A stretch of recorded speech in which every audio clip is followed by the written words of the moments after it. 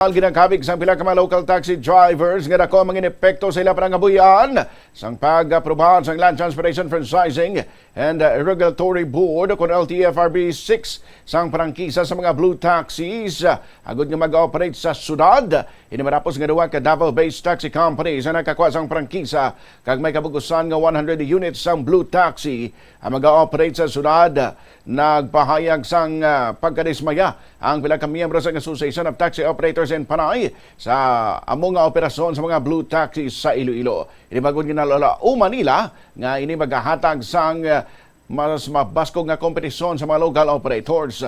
Sa interview sang Bombo Radio kay Ryan Isiderio, isa ka driver, ginpahayag nga tuman silang maapektuhan bagod sa iya, madamo sa mga local taxi drivers ang ginakulang sa mga ginabayad nga arkila bagod madamo naman sa makabig nga kompetisyon sa dalanon. Sunod kay Isiderio, ginalauman na sini nga mabudlay nga magkuha sang pasahero kung mag-umpisa na ang operasyon sa mga blue taxis bangod pareho man lang ang ilang ruta. Ginpanawagan man sa mga local operators nga hatagan konsiderasyon sa LTFRB ang ilang sektor kag masiguro nga patas ang pagpatuman sang regulasyon sa operasyon sa tanan nga taxi sa syudad.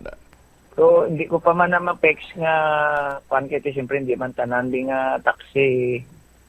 Hindi man tanan nga sa bag-o masakay man iban dahil mo iban may ara man sa daan, may ara man sa bag-o ti. Kaya nung man pa surti-surti ang biyaya. Kung ikaw matipuan ka pasahero ti.